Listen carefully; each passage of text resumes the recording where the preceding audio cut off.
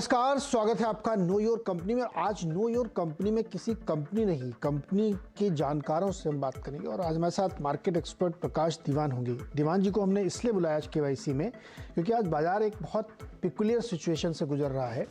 US में कुछ घटनाएं हैं, उसके बाद पूरी दुनिया के बाज़ारों में बहुत तगड़ी बिकवाली है, तो उसको समझना बहुत ज़रूरी है। क्योंकि आप कंपनी के अपनी यूनिट को तो समझेंगे ही, लेकिन उससे पहले ये जानना ज़रूरी है कि बिग पिक्चर में क्या गड़बड़ हुई जिसकी वजह से आज इतनी सेल ऑफ ग्लोबली देखनी पड़ेगी। लेकिन सबसे पहले देखते हैं इस वक्त की सुर्खियां, फिर प्रकाश जी से बातचीत शुरू करेंगे। अमेरिका में बैंकों के डिफॉल्ट की आशंका से बाजार के सेंटीमेंट बिगड़े। सेंसेक्स 700 पॉइंट लुढ़का, मिड कैप में भी 1% की गिरावट। फाइनेंशियल सेक्टर में आज सबसे ज्यादा दबाव, बैंक निफ्टी करीब 800 अंक नीचे, लेकिन एफएमसीजी सेक्टर में हल्की सी तेजी। ब्रिटानिया आईटीसी एचयूएल से मिल रहा है सपोर्ट। ग्लोबल मंदी की आशंका से मेटल और आईटी शेयर्स में दबाव। Coforge, LT माइंट्री, LTTS, persistent system 2% से ज्यादा नीचे। 19 साल बाद टाटा ग्रुप की एक और कंपनी का आएगा आईपीओ। टाटा टेक्नोलॉजीज के आईपीओ की अर्जी दी गई। टाटा मोटर्स की सब्सिडरी है टाटा टेक्नोलॉजीज।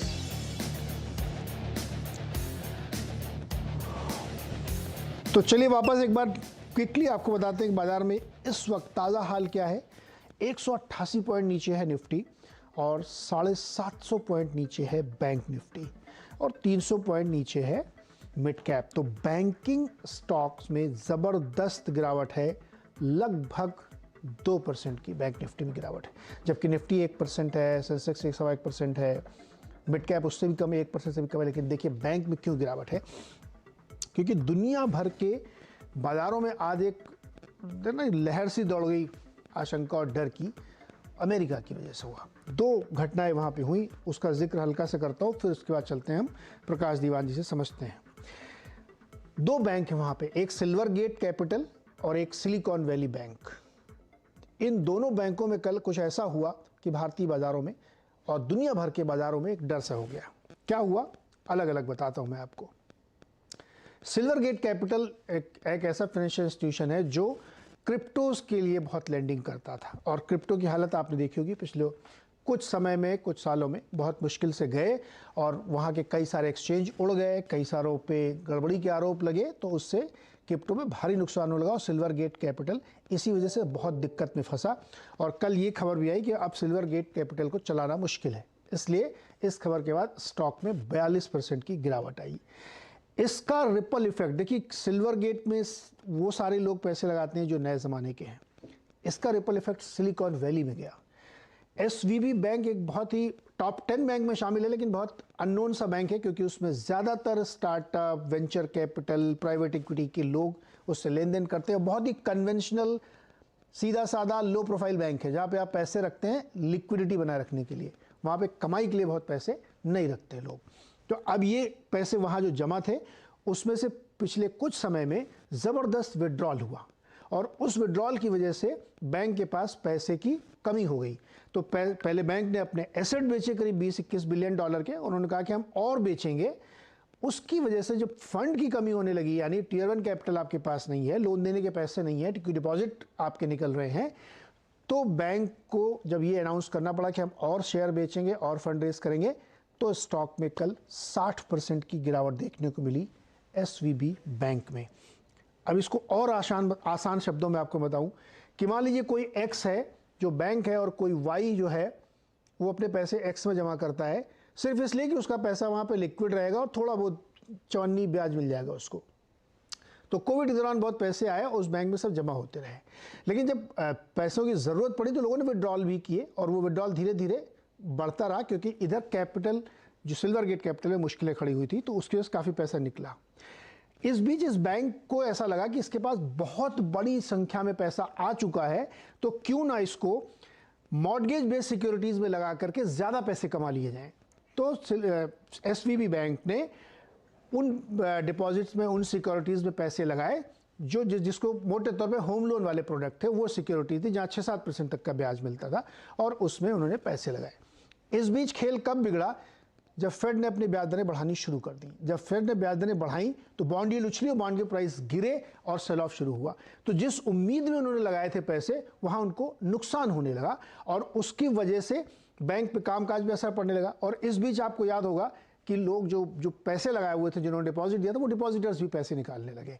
तो बैंक के सामने जब कैपिटल की समस्या आई तो उसने अपने सिक्योरिटीज़ बेचने शुरू किए, उसने फंड रेज करने के लिए मार्केट में जाना शुरू किया, शेयर शेयर शुरू किया और इस खबर के बाद स्टॉक में गिरावट आई। तो ये पूरी कहानी है कि क्या हुआ अमेरिका में और फिर इसका असर जेपी मॉर्गन में, वेल्स फार्गो, सब बड़े बड़े बैंकों में गिरा। KBW नामक जो बैंक इंडेक्स है उसमें 7% की गिरावट आई है कल, जो पिछले 3 साल में सबसे ज़्यादा है। इससे हमें डरना चाहिए क्या? ये सिर्फ उस 2 बैंकों तक सीमित है क्या? और हमारा बाजार इतना जो कमज़ोर है उसको कैसे लेना चाहिए? प्रकाश शर्मा के साथ जुड़ गए। दीवान सर, बहुत बहुत स्वागत है आपका। और आज हमने सोचा कि कंपनी के बजाय बिग पिक्चर को समझना ज़रूरी, क्योंकि एक पिकुलियर सिचुएशन है जो अमेरिका की ये समस्या खड़ी हुई है, हमें इससे डरना चाहिए क्या? तो नमस्कार नीरज जी। सो ये नो योर कंपनी की जगह नो योर क्राइसिस वाला मामला हो गया है। बिल्कुल। सो ये इसमें इसमें बहुत सिंपल जो चीज आपने बहुत बढ़िया समझाया, उसमें से एक चीज ऐड करना चाहूंगा कि ये उत्पाद है उस समय की जब पैसा फ्रीली बंट रहा था या छप रहा था। यूएस में जब पैंडेमिक की शुरुआत में 2020 में आपने देखा क्या हुआ था, जब इतनी लिक्विडिटी इन्फ्यूजन हुआ जो सिस्टम में, उस समय 2021 में एसवीबी को इतना ज्यादा, सिलिकॉन वैली बैंक को इतनी ज्यादा डिपॉजिट्स आए और उनके पास इतना जब सरप्लस हो गया तो उन्होंने करीब 80 बिलियन, मतलब आज की वैल्यू में 6-6.25 लाख करोड़ रुपया मॉर्गेजेस की सिक्योरिटीज, मॉर्गेज बैक सिक्योरिटीज में लगाया, है ना।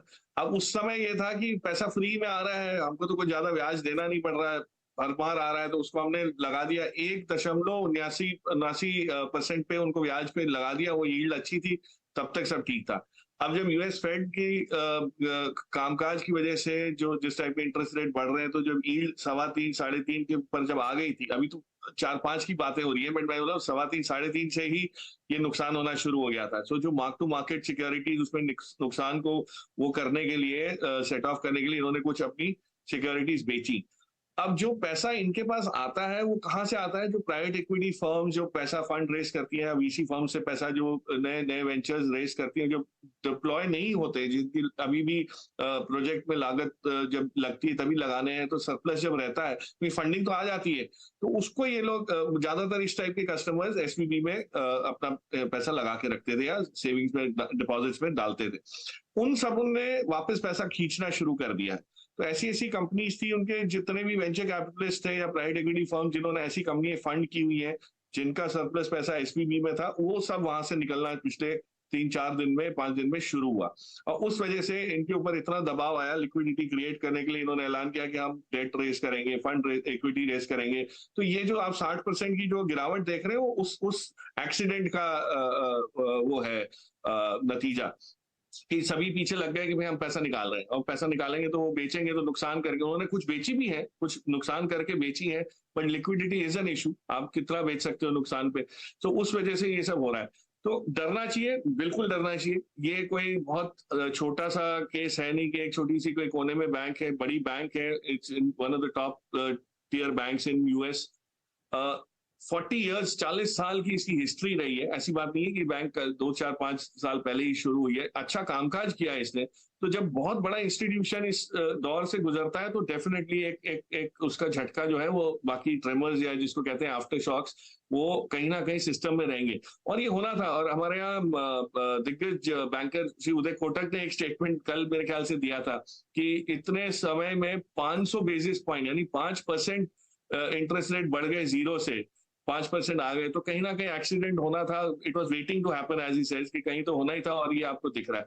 तो हमारे यहाँ लेकिन इंसुलेटेड हम क्यों हैं बाकी मार्केट, वैश्विक बाजारों से थोड़ा सा? क्योंकि हमारे यहाँ पे ना कोई हमारे इन्वेस्टर्स इसमें इन्वेस्ट करते हैं, ना कोई डिपॉजिटर्स में इंडियन उनकी कोई समावेश है, ना उस बैंक के कोई कारोबार से हमारे को लेना देना। लेकिन यूएस में आप सोचिए, अगर कोई छोटी फर्म्स, टेक फर्म्स या स्टार्टअप्स ने पैसा लगाया और उनका पैसा अगर फंस जाता है, तो उनके लिए वो कारोबार एकदम से ठप हो जाएगा। उनकी खुद की बैलेंस शीट जो है वो हो जाएंगी, इंपेयर हो जाएंगी। और वो आगे चल के नौकरियां नहीं दे पाएंगे, कामकाज नहीं कर पाएंगे। तो एक एक कैस्केड इफेक्ट रिसेशन की तरफ जो जो है वो बिल्कुल हो सकता है। इसको कितनी जल्दी सरकार वहां पे क्या इसका मेजर लेती है वो है। और दूसरा विकल्प इसमें निकलने का एक ही है जो मेरे हिसाब से, वो है कि इंटरेस्ट रेट्स थोड़े से थमना शुरू हो जाए, या इंडिकेशन ये आ जाए कि यील्ड जो 5% की हो रही है ये ना हो, ये कहीं ना कहीं बॉटमिंग आउट इसमें, पीकिंग आउट इसमें हो जाए, ताकि कुछ रिवर्सल हो तो आप बच सकते हैं। लेकिन definitely it is a cause of concern. Prakash, इसमें एक बहुत इंटरेस्टिंग बात ये हो रही है कि अब वहां लोग ये कह रहे हैं कि सरकार को इसको बेल आउट करना चाहिए, एसवीबी बैंक को। लेकिन इस समस्या इसमें ये खड़ी हो रही प्रकाश कि जो सिल्वर गेट में कांड हुआ है वो तो वहां की गवर्नमेंट मान के चलती थी कि उसको ऐसा होना, तो वो बेल आउट की स्थिति गड़बड़ा रही, वो मुझे नहीं लगता होगा। आपने जो भी कहा ना कि ब्याज दरें रोक दे, फेड कहे कि नहीं अच्छा एक इतना बड़ा एक्सीडेंट हो गया है, सिस्टमिक रिस्क हो सकता है, क्या हम रोक दें? इस पर मैं आपकी राय जानना चाहता हूँ, क्योंकि हमारे लिए शायद एसवीबी में भी हमको उतना बड़ा कंसर्न ना दिखे, लेकिन हमको वो ज़्यादा बड़ा कंसर्न दिख रहा है कि फेड की तरफ से क्लियर इंडिकेशन है कि हम खूब ब्याज दर बढ़ाएंगे। कब तक बढ़ाते रहेंगे उनको खुद नहीं पता, डेटा बैक्ड है, और उसका असर फिर हमारे बाजारों पे आएगा। देखिए कोई कुछ भी कह ले, मैं इस बात को मानने को तैयार नहीं हूं कि यूएस में 6% ब्याज दर होंगी और आपके ऊपर कोई फर्क नहीं पड़ेगा। आप डिफरेंशियल 2% लगे तो 8% तो आपके यहाँ तो रेपो हो जाएगा, तो 10, 11, 12, 13% पे मुझे नहीं लगता कि बहुत कंफर्टेबल सिचुएशन होगी। तो ऊपर से ये एक नया सरदर्द है। अब इस परिस्थिति में अपने बाजार को आप एनालाइज करिए सर। तो नील भाई बिल्कुल सही बात है कि हम लोग इससे इतना इंसुलेटेड बहुत समय तक रह भी नहीं सकते। अगर ये क्राइसिस स्नोबॉल होता है, और विस्तार से फैलता है, और सरकार वहां पे कुछ करेगी ये भी नहीं है, क्योंकि ये एक बहुत ही प्राइवेट सेक्टर के उसमें दायरे में है कि बैंक अपने आप चलती है, अपने हिसाब से बैलेंस शीट रिस्क मैनेज करती है। तो वहां पे मुझे नहीं लगता सरकार इसको बेल आउट करने की कोई चेष्टा अभी तो करेगी। लेकिन अगर इंटरेस्ट रेट्स का जो मूवमेंट है, जो बढ़ोतरी जो हम देख रहे हैं इंटरेस्ट रेट्स में, वो कहीं ना कहीं थोड़ी सी एक एक जगह स्टेबलाइज होती है, या घटना ना भी शुरू हो लेकिन जिसको पिवट कहते हैं, वहां पिवटिंग का भी आपको असर दिखने लगे, तो लोग एक एक रिस्क को समय के उससे एक समय के टाइमलाइन के हिसाब से, समय सीमा के हिसाब से आंकलन उसका कर सकते हैं कि भाई हाँ अभी 1-2 महीने और खराब जा सकते हैं या टफ जा सकते हैं। ये हमारे यहाँ पे इसका असर नेगेटिव इसलिए होना बहुत आसान है क्योंकि अगर इंटरेस्ट रेट बढ़ेंगे, एफआईज का जो फ्लो है वो आउटफ्लो इतना बढ़ता जा रहा है, और अगर वो इनफ्लो नहीं हो बनता है, जिस हिसाब से 2-3 दिन हमने कुछ इनफ्लो देखे, कुछ ब्लॉक डील्स की वजह से हुआ है, जिस वजह से हो, अगर वो वापस बड़ी तादाद में पैसे लेके जाते हैं तो सेलिंग प्रेशर रहेगा। और money supply, end of the day money supply जो ग्लोबल है उसका असर आपको भी पड़ता ही पड़ता है। तो हमारी कंपनीज जिस हिसाब से बाहर के प्रोजेक्ट्स करने की क्षमता रखती है, तो वो रिसेशन आ जाएगा तो आप वो भी नहीं कर पाएंगे। तो असर तो बहुत गहरा पड़ सकता है। इनफैक्ट इमीडिएट शायद ना हो, लेकिन लेट हो, लेकिन बहुत गहरा हो सकता है। सो कहीं ना कहीं इसका सोल्यूशन निकलना जरूरी इसलिए भी हो जाता है, और इसको अगर ये जरूरी सोल्यूशन नहीं निकलता है बहुत जल्द, आपको अगर दिखता नहीं है, तो नीरज भाई इसमें सबसे बड़ा टेंशन जो मुझे लग रहा है वो ये है कि मार्केट इतना ग्रेजुअली ड्रिफ्ट हो जाएगा नीचे की तरफ, लेकिन आप उसको समझ नहीं पाएंगे कि कारण क्या है। इनफैक्ट ये एसवीबी की भी खबर है, मैं तो आश्चर्य कर रहा था कि आपने इसको उठाया इस मुद्दे को, बाकी कहीं इसकी चर्चा ही नहीं हो रही, जबकि ये इतना बड़ा एक्सीडेंट माना जा रहा है यूएस में। तो कोई खबर नहीं है। और उनके ग्रेग बेकर जो उनके सीईओ है एसवीबी हाँ, फाइनेंशियल ग्रुप, उनके जो 10 मिनट का कॉल भी मैंने सुना, काफी मुश्किल से मिला मुझे उसकी रिकॉर्डिंग। तो वो सुनने के बाद ये लगा कि वो सिर्फ आश्वासन दे रहे हैं और सपोर्ट मांग रहे हैं। वो कह रहे हैं कि 40 साल तक आपने हमको सपोर्ट किया है तो सपोर्ट कीजिए। तो उनके पास भी कोई विकल्प नहीं है। तो परिस्थिति थोड़ी गंभीर जरूर है। नहीं, बिल एक्मैन जैसे बड़े लोग ये कह रहे हैं कि बेल आउट करना पड़ सकता है। हम लोग तो सुबह 7 बजे से हम और आशीष इसको डिस्कस कर रहे हैं कि भाई देखिए सिल्वर गेट की कहानी चल रही थी, मुझे लग रहा था इसमें कुछ बड़ा लोचा होगा।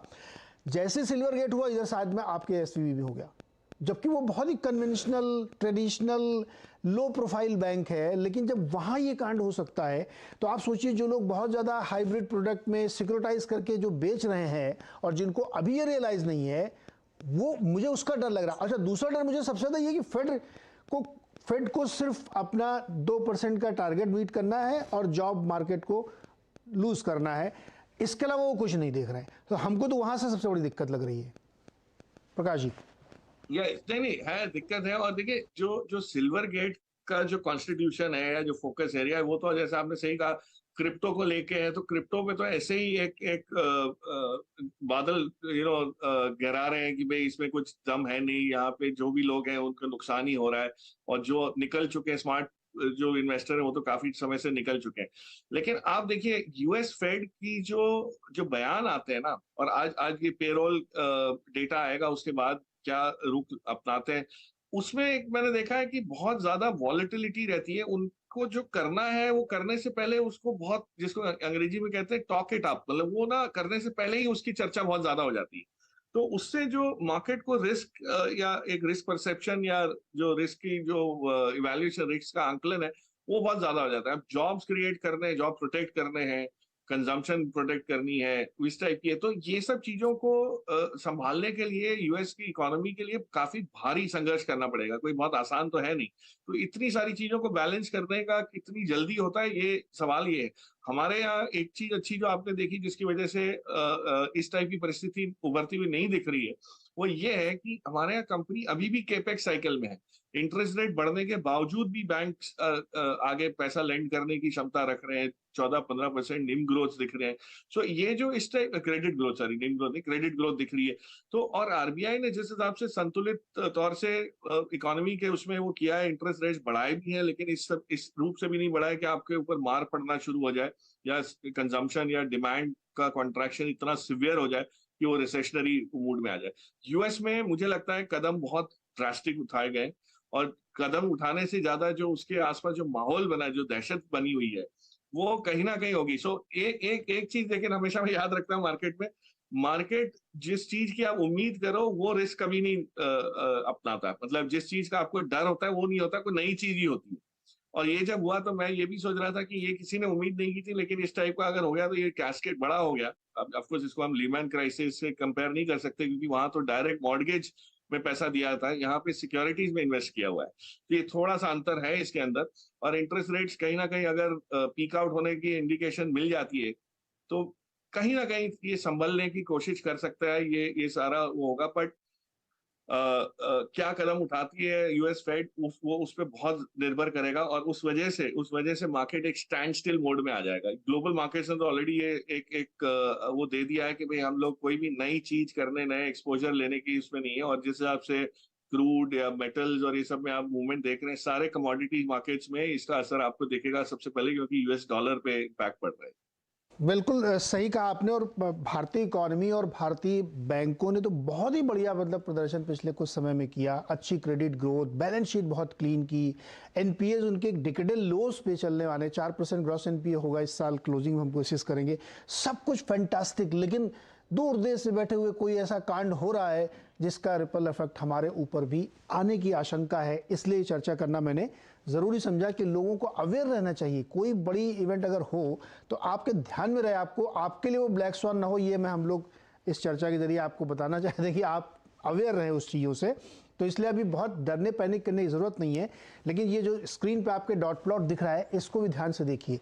ये हमने सुबह दिखाया था और अभी फिर दिखा रहा हूँ आपको कि अगर फेड इसी रफ्तार से चलता रहा और जो वहाँ पे ऑड्स एंड इवन के प्रोजेक्शंस चल रहे हैं उसके हिसाब से लगभग क्लोज टू 6% फेड रेट जा सकता है, और वो कम से कम 6 से 9 महीने तक उसी लेवल पे स्टेबल करेगा। उसके बाद से ड्रॉप शुरू होगा। तो अगर आज से हम यहाँ से जोड़ें तो लगभग साल सवा साल की ये कहानी बनती है। तो अगर इतने हाई लेवल के इंटरेस्ट रेट उस लेवल पे सस्टेन करेंगे तो फिर यूएस में आप सोचिए क्या दिक्कत होगी, क्योंकि फ्री का पैसा अचानक से 6% ब्याज में मिलने लगे। मॉर्गेज यानी जो वहाँ का होम लोन 30 साल वाला था वो 7% उससे ऊपर चला जाए तो तकलीफ बढ़ती है, और यही हमको इसमें देखने को मिला हुआ है। प्रकाश सर, बहुत बहुत शुक्रिया हमारे साथ जुड़ने के लिए, हमारे दर्शकों को बहुत बेहतर तरीके से आसान शब्दों में एक्सप्लेन करने के लिए कि कहीं एक जगह एक प्रॉब्लम हो रही है, हमारे ऊपर भी कोई दिक्कत नहीं, लेकिन हमें ध्यान इसलिए रखना चाहिए क्योंकि बैंकिंग और फाइनेंशियल सिस्टम परसेप्शन से चलते हैं। अगर एसवीबी के ग्राहकों को ऐसा परसेप्शन बन गया कि मेरा बैंक डूब रहा है तो विड्रॉल होते रहेंगे। इसलिए परसेप्शन की कहानी को भी मैनेज करना सरकार और फेड का काम होना चाहिए। बहुत बहुत शुक्रिया सर हमारे साथ जुड़ने के लिए। एक छोटा सा ब्रेक लेते हैं और उसके बाद फिर थोड़ा सा देखेंगे मार्केट जो इस वक्त 210 पॉइंट की कमजोरी के साथ काम कर रहा है। स्वागत है एक बार फिर से आपका। और बाजार की जो ताज़ा तस्वीर है उसमें बिकवाली और बढ़ी है। बैंक निफ्टी अब हो गया 830 पॉइंट नीचे, और निफ्टी 200 पॉइंट को पार कर गया, 205 पॉइंट कमज़ोर है। तो दोनों जो मेन इंडाइसेस हैं वहाँ पे और ज़्यादा गिरावट देखने को मिली और सारे इंडाइसेस अब 1% से ऊपर, लेकिन बैंक निफ्टी लगभग 2% कमज़ोरी के साथ कामकाज कर रहा है और गिरने वाले बढ़ने वालों के बीच में लगभग दूने का अंतर है। तो यहाँ पे एक छोटा सा ब्रेक लेंगे और आगे आपके साथ जुड़ेंगे वीरेंद्र और आशीष, जो अगले 1.5 घंटे में आपके लिए बनाएंगे कि ट्रेडिंग कैसे की जाए इस गिरते हुए बाजार में, क्या पोजीशन लेके जाया जा सकता है मंडे के लिए। ये सब कुछ होगा छोटे से ब्रेक के बाद।